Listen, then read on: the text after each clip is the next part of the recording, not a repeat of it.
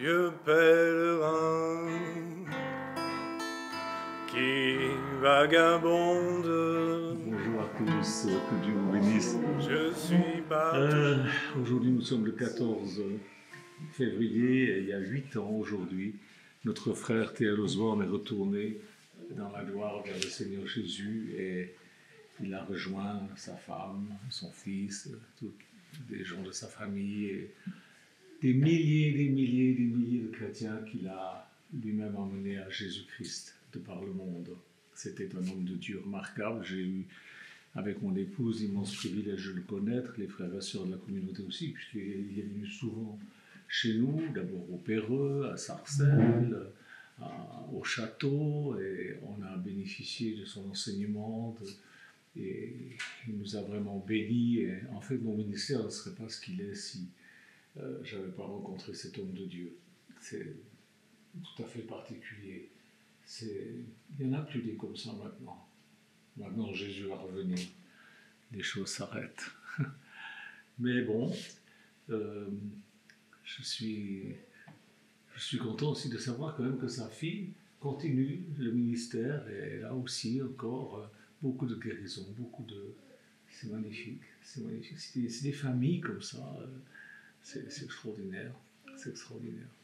Voilà, alors j'ai mis quelques photos sur Révélation Bible Facebook. Ceux qui ne connaissent pas encore, vous pouvez aller les voir. J'ai mis, je crois, presque une trentaine de photos des diverses choses que nous avons vécues, en particulier quand nous étions chez eux là-bas à Tulsa, au Oklahoma, pendant plus d'un mois, où nous avons eu le privilège, mon épouse et moi, d'être enseignés 8 heures par jour, tête à tête avec lui dans son bureau. C'était vraiment très précieux. En fait, là, on a appris beaucoup de choses sur la parole de Dieu écrite. Et ce matin, je vais vous parler de cela, puisque nous en sommes à étudier l'épée de l'esprit ce matin. Je prends la Bible et je lis Éphésiens chapitre 6. C'est la dernière prédication sur les armes de Dieu. Éphésiens chapitre 6, où il est écrit, verset 17, « Faites aussi bon accueil au casque du salut », ça on l'a vu dimanche passé, et à l'épée de l'esprit, c'est-à-dire à la parole de Dieu. Seigneur, je te prie de mettre ta bénédiction sur ce que je vais dire et que mes frères et sœurs se saisissent de ces vérités pour les vivre avec puissance dans leur vie de tous les jours au nom de Jésus jusqu'à ton retour. Amen. Alors l'épée de l'esprit, c'est notre arme principale. C'est l'arme des vrais enfants de Dieu. C'est celle qui nous permet de nous attaquer aux puissances des ténèbres. Jésus, il est notre exemple en cela. Chaque fois que Satan l'a attaqué, il a riposté avec l'autorité de la parole écrite. Pourtant, il était la parole faite chair. Il aurait pu très bien lui-même dire des choses. Non. Il s'est servi de la parole écrite pour nous montrer comment nous devons faire. On va lire ça dans Matthieu chapitre 4. Jésus fut emmené par le Saint-Esprit dans le désert pour être tenté par le diable, et après avoir jeûné 40 jours et 40 nuits, il eut faim. Tu m'étonnes. Le tentateur s'approcha et lui dit, « Si tu es le Fils de Dieu, ordonne que ces pierres deviennent du pain. » Vous voyez, Satan essaie de le faire douter. Est-ce que tu es vraiment le Fils de Dieu? « Si tu es le Fils de Dieu, ordonne que ces pierres deviennent des pains. » Jésus répondit, « Il est écrit, l'homme ne vivra pas de pain seulement, mais de toute parole qui sort de la bouche de Dieu. » Vous voyez, Jésus dit, il est écrit, l'homme ne vivra pas de pain seulement. La Bible, le diable le transporta alors dans la ville sainte, le plaça au sommet du temple et lui dit, si tu es le Fils de Dieu, encore une fois, il met en doute, vous voyez, il essaie de nous faire douter, vous êtes enfants de Dieu. Jette-toi en bas, en effet, il est écrit, vous voyez, le diable, il connaît les Écritures, il donnera des ordres à ses anges et à ton sujet, et ils te porteront sur leurs mains, de peur que ton pied ne heurte sur une pierre. Jésus lui dit, il est aussi écrit, tu ne provoqueras pas le Seigneur ton Dieu. Le diable le transporta encore sur une montagne très élevée, lui montra tous les royaumes du monde et leur gloire, et lui dit, je te donnerai tout cela si tu te prosternes pour m'adorer. Jésus lui dit alors, retire-toi, Satan, car en effet, il est écrit, c'est le Seigneur ton Dieu que tu adoreras, et lui seul que tu serviras. Amen. Alors le diable laissa, et voici que des anges approchèrent de Jésus et le servirent. Amen. Amen. J'aime ça. J'aime ça. Nous aussi, nous devons nous servir de cette parole écrite, la parole de Dieu écrite, comme principale arme contre tout ce qui persiste à nous manipuler, à manipuler le monde, à s'opposer aux vrais disciples de Jésus-Christ. Alors, vous avez des tas de chrétiens qui disent « Oui, mais Dieu me parle, Dieu me... » La parole écrite, Jésus s'est servi de la parole écrite pour lutter contre le diable. Vous êtes plus fort et plus intelligent que Jésus, plus spirituel que Jésus. C'est vous qui voyez. Le diable rugit comme un lion, cherchant toujours à dévorer, à nous dévorer. On trouve ça dans 1 Pierre 5,8. Alors vous, n'oubliez pas que vous n'avez pas à lutter contre la chair et le sang, contre des gens. Les chrétiens sont eux-mêmes entre eux manipulés par des petits démons sans envergure et ils sont pleins de malentendus et tout ça, ça devient des conflits majeurs, ça crée des divisions. L'invisibilité de l'ennemi rend les attaques encore plus insidieuses, mais bénis soient ceux qui sont armés de l'épée de l'esprit, de la parole écrite de Dieu, la parole écrite de Dieu. Ils peuvent tenir ferme, cela, contre les mensonges que le diable dit au travers des gens et même au travers de certains soi-disant frères et sœurs ou alors des frères et sœurs mal affermis, pas très nets, un peu charnels. Les armes que nous avons vues jusqu'à aujourd'hui, ces derniers dimanches, sont des armes surtout défensives et des armes pour se protéger. L'épée de l'esprit, c'est notre arme principale d'attaque contre le diable.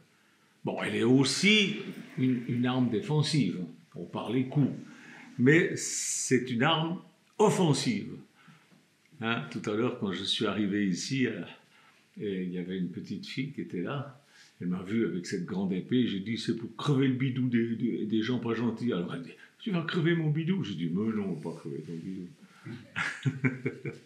C'est impressionnant une épée, hein, une vraie épée, je veux dire. Le diable ne peut pas prévaloir contre nous lorsque nous lui résistons par l'autorité de Christ avec l'arme divinement désignée par Dieu comme étant l'épée de l'esprit. Vous pouvez dire au nom de Jésus, au nom de Jésus, au nom de Jésus, tout ce que vous voulez, mais vous devez utiliser l'épée de l'esprit, c'est-à-dire la parole de Dieu, comme Jésus l'a fait. Et le diable le laissa tranquille. C'est comme ça que vous devez faire si vous voulez que le diable vous lâche. Le mot épée a été choisi par les traducteurs, mais en réalité, il y a deux mots pour dire épée. Il y a le mot machira, c'est une petite épée, comme une dague si vous voulez. Et le mot ronphira qui désigne une épée plus grande. Hein. La photo que vous avez avec mon épée, c'est plutôt une ronphira. Ça peut même être une lance. Dans la signification du mot. Alors, le mot machira, c'est une arme utilisée dans une lutte au corps à corps. Et ce combat-là, ça a lieu dans la tête. Hein, je vous ai parlé l'autre jour du casque du salut. Ça se passe à la tête, dans les pensées. C'est un combat spirituel.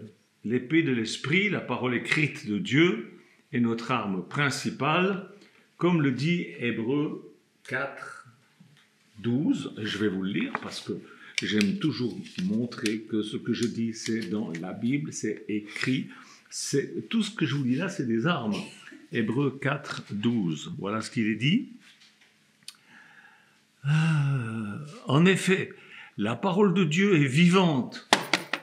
La parole de Dieu est vivante et efficace, plus tranchante que toute épée à deux tranchants, pénétrant jusqu'à séparer l'âme et l'esprit, jointure et moelle, elle juge les sentiments et les pensées du cœur. Aucune créature n'est cachée devant Dieu, devant lui. Tout est à nu et découvert aux yeux de celui à qui nous devons rendre compte. La parole de Dieu, écrite, puisque c'est de celle-là dont Jésus s'est servi, elle est plus efficace qu'une épée à double tranchant. Vous ne voulez pas vous en servir? Vous ne voulez pas lire la Bible, la méditer, apprendre à l'utiliser? Parce que le maniement des armes, ce n'est pas un truc qui s'improvise. C'est pas un truc qui s'improvise. Il faut apprendre. Regardez l'histoire des chevaliers, ils apprenaient à utiliser les armes. Hein? L'épée de l'esprit. Le texte grec différencie les deux termes. Hébreux 4 et Hébreux 6 parlent de la parole de Dieu, mais le mot traduit par parole n'est pas le même. Dans Hébreux 4, c'est le mot logos, et dans Ephésiens 6, c'est le mot rhéma. Tout ça, ça a son importance. Le terme logos met l'accent sur la parole dans son essence. Ça veut dire, nous devons utiliser la parole écrite, sachant qu'elle est divine. Elle est divine, elle est vivante. Quand vous utilisez un texte biblique à bon escient contre l'ennemi, cette parole que vous utilisez, elle est vivante, de la vie divine, de la vie de Dieu. Pourquoi vous en priver? Le terme rhéma met l'accent sur l'utilisation active de cette parole écrite. La Bible nous enseigne de prendre l'épée de l'esprit, c'est-à-dire la parole de Dieu, pour l'utiliser activement. Pas simplement pour la mémoriser. Pour pouvoir l'utiliser activement, il ne suffit pas de la connaître. Et bien sûr, il faut commencer par la connaître, et bien ensuite il faut savoir l'appliquer. Quand vous voyez l'ennemi qui attaque comme ça, vous savez comment il faut faire. Vous savez quel verset utiliser, quel texte utiliser. Il faut savoir l'appliquer et lui permettre de pénétrer dans les forteresses de l'ennemi qui cherche à établir des trucs faux dans votre pensée. Utilisez la parole écrite à bon escient, comme Jésus au désert, on l'a lu tout à l'heure. Ce qui s'est passé au désert entre Jésus et le diable, c'est le modèle parfait qui nous est donné pour la victoire contre l'ennemi, pour votre victoire contre l'ennemi. C'est le modèle parfait. Qu'est-ce que vous voulez d'autre? Il n'y a pas plus grand que Jésus, et Jésus a fait comme ça. Satan a usurpé l'autorité qui avait été accordée à Adam et Ève au jardin. Hein, il leur a dit, est-ce que tu as vraiment dit? Vous voyez, il s'attaque sur ce que Dieu dit. Et Ève a dit, non, c'est pas tout à fait ça. Il a dit que... Puis ils se sont mis à discuter, puis finalement, il s'est fait avoir. On ne discute pas avec le diable, on lui fout l'épée dans la tronche. on le massacre au nom de Jésus, avec des paroles appropriées. On ne discute pas. Satan a usurpé l'autorité qui avait été accordée à Adam et Ève, et là, au désert, Jésus se tient devant cet usurpateur dans la même limitation que connaissaient Adam et Ève. Il nous est dit que Jésus est le second Adam. Le diable avait vu la vulnérabilité de Adam et Ève, et quand il a vu Jésus, il s'est dit, celui-là, je vais l'avoir la même chose. Le diable, il avait méprisé Adam et Ève quand il avait appris qu'ils avaient été nommés gardiens du jardin d'Éden. Et là, au désert, Jésus aurait pu bannir Satan comme ça, d'un clin d'œil. Avec un seul mot, il aurait pu l'envoyer dans l'étang de feu, puis ça aurait été terminé. Mais si Jésus avait fait ça, il aurait gâché tout espoir de rédemption pour la race humaine, parce qu'il n'y aurait pas eu de sacrifice, etc., etc. Donc il a fallu que Jésus gagne cette bataille en tant que simple homme. Vous voyez? Et comment est-ce qu'il a fait? Par la parole écrite. Il s'est servi de la parole écrite, ce qui est écrit dans les Écritures, dans la Bible. Il était lui-même la parole incarnée, mais il n'a pas utilisé son pouvoir divin. Il a utilisé l'arme de la parole écrite. Alors arrêtez de me dire, je suis rempli du Saint-Esprit, je peux aller au combat. Non! Jésus était encore bien plus rempli du Saint-Esprit, il était lui-même Dieu. Mais il a utilisé la parole écrite pour vous montrer comment il faut faire. Maintenant, si vous ne voulez pas faire ce que je vous dis, ben faites pas ce que je vous dis. Ça m'est égal, c'est votre vie, c'est pas la mienne. Hein. Moi, je vous annonce ces choses afin que vous soyez des vainqueurs. Il a dit à Satan, non, parce qu'il est écrit. Chaque fois que le diable dit, non, c'est écrit, comme ça, comme ça, comme ça. Et il a à chaque fois plongé cette épée, ces écritures, dans le cœur des ruses du diable. Jésus a lutté en utilisant la parole écrite de Dieu. Satan, alors, il a essayé de tromper Jésus en citant des paroles écrites de Dieu aussi. Vous voyez que le diable, il connaît la Bible. Si vous ne la connaissez pas, lui, le diable, il la connaît. Hein? Matthieu 4, 6. Il dit, oui, mais le diable, il dit, mais il est écrit, gna gna gna gna. Le diable, il connaît donc la parole écrite de Dieu, mais il ne sait pas l'utiliser à bon escient. C'est ça son défaut. Est-ce que vous connaissez la parole écrite de Dieu? Est-ce que vous l'utilisez à bon escient? Ou est-ce que vous êtes comme le diable, utilisant la parole de Dieu pour tromper? Il y en a qui le font, hein? Pour voler, pour détruire l'espérance des gens. Combien de pasteurs et de chrétiens font ça? Ils prennent des versets bibliques pour massacrer les chrétiens, pour les tenir soumis, pour les tenir en dessous, pour les dominer, pour les voler, pour les détrousser. Vous croyez que Dieu va les laisser faire ça comme ça longtemps? Non. Combien de soi-disant pasteurs et de soi-disant chrétiens font ça? Au jardin d'Éden, la première bataille a été perdue par Adam et Ève. Pourquoi? Parce qu'ils ont refusé de se soumettre à ce que Dieu avait dit. Dieu avait dit que tu ne feras pas ça, et ils ont discuté, puis finalement ils l'ont fait. Bon, ben voilà. Ils ont voulu affirmer leur indépendance, ben vous voyez le résultat. Et la bataille entre Jésus et Satan a été gagnée parce que Jésus s'est servi de la parole écrite de Dieu, qui est l'épée de l'esprit. On n'en sort pas. Et nous? Eh bien, nous avons à être vigilants dans notre famille, dans l'église locale, au travail, face au gouvernement aussi, parce que partout, en première ligne, se trouvent toujours des pensées et des motivations du cœur souillé de l'homme. Et nous sommes de chair, et nous sommes vulnérables. On va lire 2 Corinthiens 10, 3. 2 Corinthiens 10, 3 et 4. Si en effet nous vivons dans la réalité humaine, on vit dans la réalité humaine, nous ne combattons pas de façon purement humaine. En effet, les armes avec lesquelles nous combattons ne sont pas humaines, mais elles sont puissantes grâce à Dieu pour renverser des forteresses. Nous renversons les raisonnements et tout obstacle qui s'élève avec orgueil contre la connaissance de Dieu, et nous faisons toute pensée prisonnière pour qu'elle obéisse à Christ. Je ne fais pas de politique, mais M. Darmanin, je n'arrive pas à le dire son nom, a pris position au sujet des islamistes en disant il faut qu'ils écrivent et qu'ils reconnaissent que la loi de la République est plus haute que la parole de Dieu.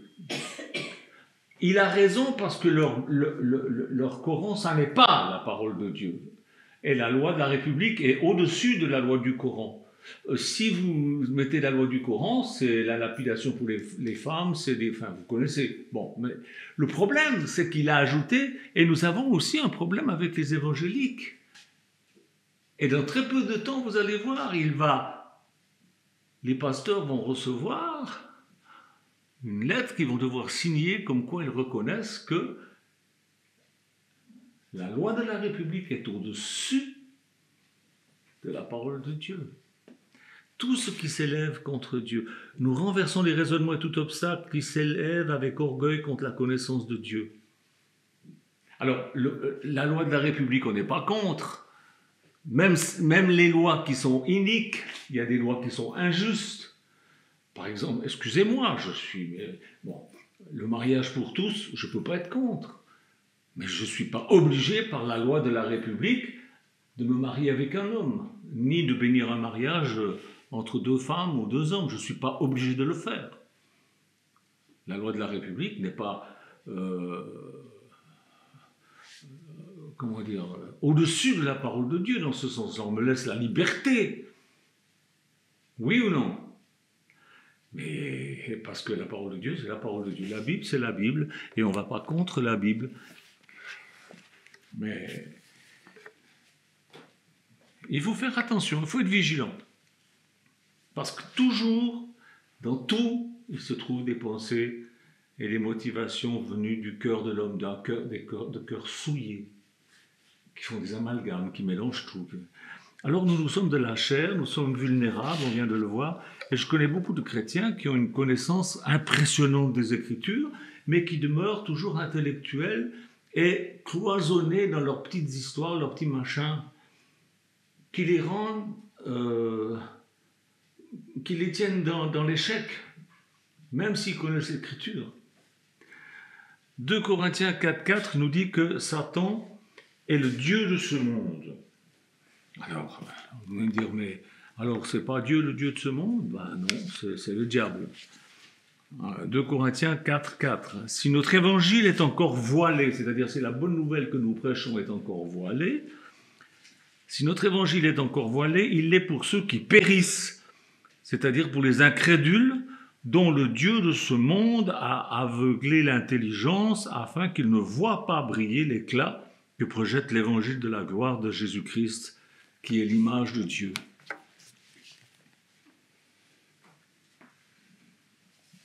Il a aveuglé l'esprit des non-croyants et ainsi ils ne peuvent pas voir la lumière de l'évangile de Jésus-Christ qui est l'image de Dieu.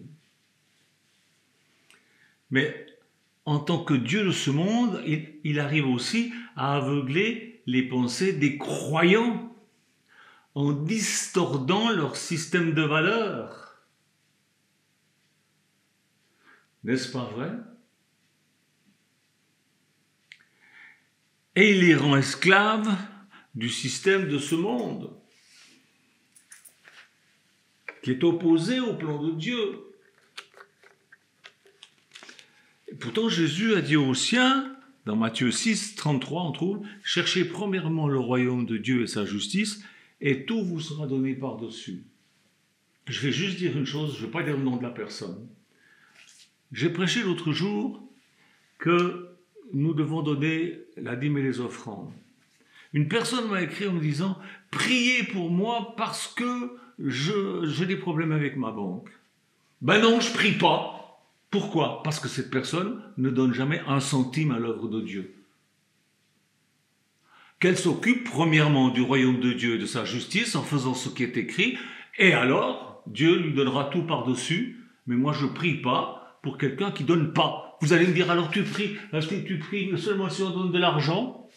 Non, c'est pas ça que je suis en train de dire. Je suis en train de dire que cette personne a besoin d'apprendre à faire ce que la Bible dit, plutôt que de compter sur des prières magiques du pasteur Janton qui vont la sortir de ses problèmes bancaires. Ce qu'elle doit faire, c'est utiliser la parole écrite et faire ce qui est dit dans la Bible, et alors après, tout lui sera donné par-dessus. Prends ça, ma sœur. Je ne suis pas en train de te gronder, je suis en train de t'apprendre des choses pour que tu agisses spirituellement.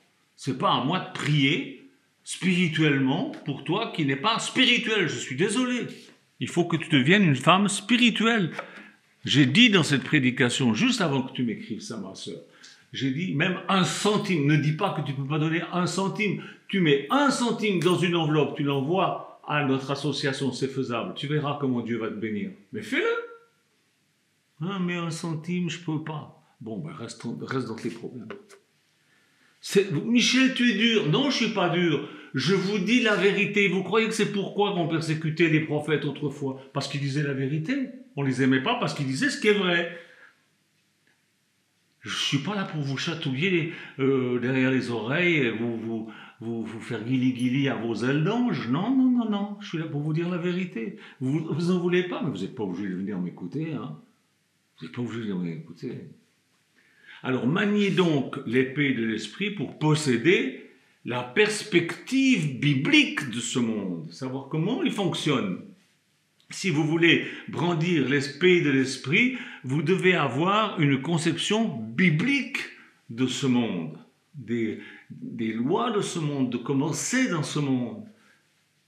Et nous sommes des pèlerins étrangers, on l'a chanté tout à l'heure, on est pèlerins étrangers avec les lois de Dieu sur cette terre, afin que, en faisant ce qui nous est dit par Dieu, on ait tout ce dont on a besoin, même au-delà, dans ce monde. Vous devez voir ce monde à travers la parole de Dieu et non pas tel que le monde et les médias vous le montrent. Mon Dieu. Prenons l'exemple de cette pandémie, puisqu'on est là-dedans. Il y a tous les avis. Moi, je vais vous dire ce que la parole de Dieu dit. Tout ça s'est mis en place dans un seul but. L'établissement de l'homme providentiel, l'Antichrist, qui va se révéler comme un sauveur. Michel, tu es un complotiste? Non. Je dis ce que la parole de Dieu dit. Voilà. Vous ne voulez pas? Tant pis. Continuez à penser n'importe quoi. 2 Thessaloniciens 2, 1, 10. En ce qui concerne le retour de notre Seigneur Jésus-Christ, il va revenir, et de notre rassemblement auprès de lui, nous vous le demandons, frères et sœurs, ne vous laissez pas facilement ébranler dans votre bon sens, ni troubler par une révélation, ou par une parole, ou par une lettre qui semblerait venir de nous. Il y avait déjà des gens qui faisaient des faux comme ça, hein. Comme si le jour du Seigneur était déjà là. Que personne ne vous trompe d'aucune manière. En effet, il faut que l'apostasie arrive d'abord. Alors, l'apostasie, elle est arrivée, elle est là maintenant. Il écrivait ça il y a 2000 ans, mais maintenant elle est là, l'apostasie. Si vous ne savez pas ce que ça signifie, vous achetez un dictionnaire et vous regardez. Qu'est-ce que ça signifie, apostasie? Il faut d'abord que l'apostasie arrive et qu'apparaisse l'homme de péché, le fils de la perdition. Comme Dieu a envoyé son fils Jésus, le diable va envoyer le fils de la perdition, c'est-à-dire qu'il va envoyer son fils, un homme qui sera formidable, qui fera des miracles, qui arrangera tous les problèmes, qui réglera le truc de la pandémie, qui réglera tous les problèmes de famine, qui réglera les problèmes de pauvreté, qui réglera les problèmes de maladie. Ça va être génial. Ça sera le fils de la perdition. Il sera l'adversaire qui s'élève contre tout ce qu'on appelle Dieu ou qu'on adore. Il va aller jusqu'à s'asseoir comme Dieu dans le temple de Dieu en se proclamant lui-même Dieu. Ne vous rappelez-vous pas que je vous disais cela lorsque j'étais encore chez vous? Et maintenant vous savez ce qui le retient, afin qu'il n'apparaisse que lorsque le moment sera venu pour lui. Vous savez ce qui retient l'Antichrist en ce moment? Vous ne savez pas? Ben, je ne vous le dirai pas. Vous avez qu'à lire votre Bible. Lisez votre Bible. En effet, le mystère de l'impiété agit déjà. Il faut seulement que celui qui le retient encore ait disparu. Bon, je vais vous le dire, qui c'est qui le retient. C'est nous. C'est les véritables chrétiens enfants de Dieu. On est en train de retenir la venue de l'Antichrist. Pourquoi? Parce qu'on prie. Et parce qu'on se manifeste. Mais quand on sera parti, ben il viendra. Il n'y aura plus de résistance contre lui. Alors paraîtra l'impie que le Seigneur Jésus détruira par le souffle de sa bouche et qu'il anéantira par la manifestation de son retour. La venue de cet impie se fera par la puissance de Satan, avec toutes sortes de miracles, de signes et de prodiges mensongers, et avec toutes les séductions de l'injustice, pour ceux qui périssent parce qu'ils n'ont pas accueilli l'amour de la vérité pour être sauvés. C'est pourquoi Dieu leur envoie une puissance d'égarement pour qu'ils croient au mensonge, afin que tous ceux qui n'ont pas cru à la vérité, mais qui ont pris plaisir à l'injustice, soient condamnés. Vous ne prenez pas plaisir à ce qui est juste, à la parole de Dieu, eh bien Dieu vous envoie un esprit d'égarement afin que vous croyiez encore moins et que vous soyez condamnés. C'est pas moi qui dis, c'est la Bible. C'est pas contre moi qu'il faut aller. Vous êtes contre la Bible, là, si vous êtes contre ce que je vous dis. Et puis, c'est pas une interprétation de la Bible. Je vous cite les Écritures. Elles n'ont pas besoin d'interprétation. Elles sont claires. Elles sont claires.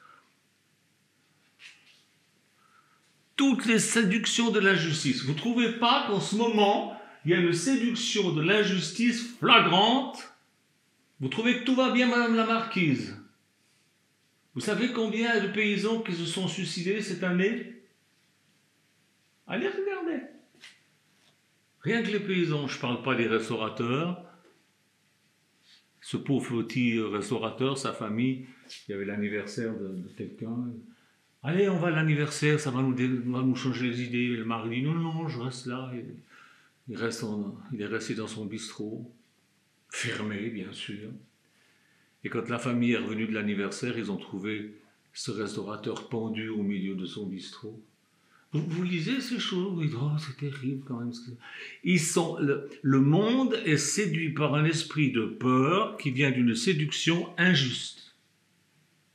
Vous ne me croyez pas? Nous sommes complètement égal. Moi, je crois ce que la Bible dit, et je m'attends au retour de Jésus qui va cramer tous les suppôts de Satan. Et j'applaudirai. Tout ça, c'est préparé, il y a un but, c'est l'établissement de l'homme providentiel, de l'antichrist dont il est parlé.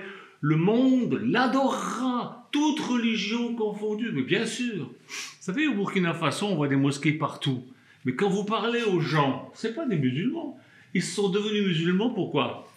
Parce que Kadhafi leur a donné plein de pognon. Il a ouvert des écoles, il a ouvert des hôpitaux, il a ouvert des... Alors ils ont dit, bah, pour pouvoir y aller dans ces écoles et dans ces hôpitaux, bah, il faut être musulman. Donc ils ont vite devenu musulmans. Bah, avec l'Antichrist, ça sera la même chose. Il réglera tous vos problèmes et vous direz, oh, c'est génial, puis vous allez le suivre, vous allez dire, oh, qu'est-ce qu'il est bien. C'est comme ça. C'est comme ça. Même des chrétiens l'adoreront. C'est pas sorti de mon esprit de complotiste. Je suis pas complotiste. Ça sort des Écritures, de l'épée de l'esprit. C'est ce que la parole écrite de Dieu annonce. Mais il y a encore des chrétiens qui ne se servent pas de la parole écrite avec discernement. Ils croient que Jésus revient bientôt, ils disent tous Amen, Jésus revient bientôt, Alléluia, mais en même temps, ils croient que nous vivons dans ce qui est annoncé dans Apocalypse 3, 1, 6. Allez le lire, vous verrez. Ben c'est faux, ils ont tort. Non monsieur, on n'est pas dans ce qui est annoncé dans Apocalypse 3, 1, 6, ça c'était avant. Ça c'était pour l'époque qui allait de 1520 à 1750, c'était l'époque de la réforme avec Martin Luther, Calvin et tous les autres. C'était cette époque-là. Aujourd'hui, ce n'est pas le temps de la réforme, c'est le temps du rétablissement de toutes choses. Le mot réforme ne signifie pas rétablissement.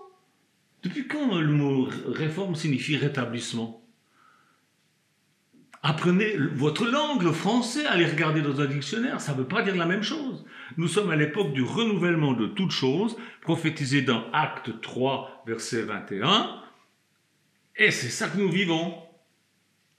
Dieu est en train de rétablir toutes choses dans son Église telle qu'elle était au commencement. Et nous sommes, juste avant le retour de Jésus, nous sommes en train de vivre la prophétie qui est écrite dans Apocalypse 3, 14 à 22. Et c'est ça que nous sommes en train de vivre. C'est ça. Et aussi Apocalypse 6, versets 7 et 8. C'est ça qui concerne notre époque. Alors tous ceux qui viennent vous dire le contraire, c'est des gens qui connaissent les Écritures mais qui ne l'utilisent pas à bon escient. Qui ne savent pas. Ils savent dire, ah ben tiens, le ciel est rouge, demain il fera beau. Ils savent reconnaître ces signes-là, mais les signes de la parole, ils ne connaissent pas. Ils ne savent pas. Ils ne savent pas. Ils ne savent pas que l'Église, que l'épée de l'Esprit, ils ne savent pas comment s'en servir de façon efficace. Dans cette prophétie d'Apocalypse 3, 14, 22, qui décrit notre époque, il est dit que ces chrétiens-là sont misérables, aveugles, pauvres et nus, et qu'ils ne le savent pas.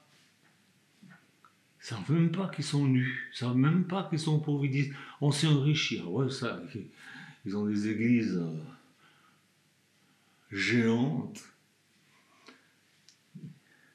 Ils voient bien que tout va mal, mais frappés d'aveuglement par des théologiens qui ne sont même pas nés de nouveau, et par leur orgueil, et par les médias, ils refusent de oindre leurs yeux avec un collyre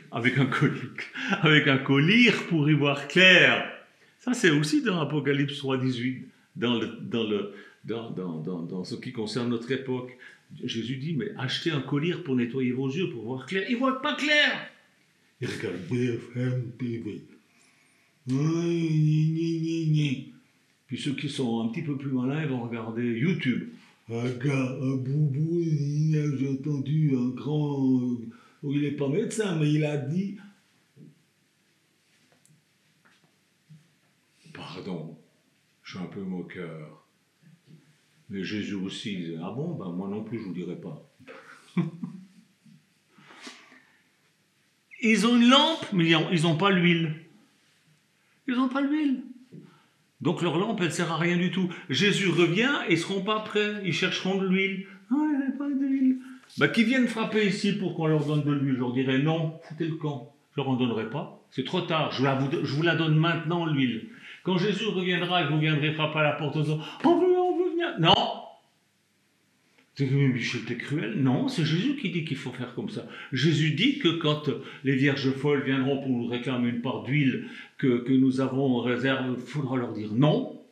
Ben, je leur dirai non, sans aucun état d'âme, sans aucun sentiment, sans aucune tristesse. Vous croyez que Dieu était triste et qu'il a pleuré en voyant les gens périr dans le déluge? Non. Non. Ces gens-là n'avaient pas écouté Noé. Tant pis pour eux. Il n'y avait qu'à écouter. Dieu dit une fois, 2 fois, 3 fois, 4 fois, puis un jour c'est fini. Il agit, il finit par agir en faisant ce qu'il a dit qu'il allait faire. Et sa volonté est de vous sauver de tout ce qui est mauvais, mais il ne va pas vous sauver lui tout seul. Il veut que vous participiez à la lutte avec l'épée de l'esprit qui est la parole écrite de Dieu. Ensuite arrivera le moment où notre combat sera terminé, où on partira à sa rencontre et la Bible dit, au temps de Noé, le monde était détruit par l'eau, mais à ce moment-là, le monde sera détruit par le feu, ça sentira le cochon grillé. Moi, je ne pleurerai pas, hein. Tous ces gens rebelles, tous ces gens religieux qui se fichent de nous, tous ces gens qui blasphèment, tous ces gens qui insultent Dieu. Il y a encore eu un tremblement de terre au Japon dernièrement. Mais si vous voyez les commentaires, mais l'homme est devenu dégénéré. Quand je dis l'homme, c'est l'homme et la femme, hein, mais ils disent des horreurs. Des horreurs.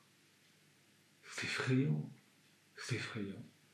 Oh non, je ne pleurerai pas ce jour-là. Je me réjouirai avec mon Seigneur. Et puis on reviendra après pour régner pendant 1000 ans. Et puis on mettra de l'ordre. Jésus dit, je viendrai avec un sceptre de fer. C'est-à-dire que ça va chauffer. Regardez, je vais vous montrer. Vous voyez, c'est un de mon seul pasteur qui prêche avec des pantoufles. Mais c'est du 43. Eh bien, quand je reviendrai avec Jésus pour régner, et bien avec tous les vrais chrétiens qui ont été fidèles, ben ce 43 glorifié, ils se le prendront là où il faut, sans aucun état d'âme. Obéissez maintenant, mettez-vous en règle maintenant, utilisez l'épée de l'esprit maintenant, lisez la parole de Dieu, apprenez à vous en servir maintenant, avant qu'il soit trop tard. Que Dieu vous bénisse. Amen. Jésus, je te demande de bénir ces paroles qui sont un peu dures, mais ils ont besoin d'être secouées. Je te demande de les secouer afin qu'ils t'obéissent, Jésus. Amen. Au revoir.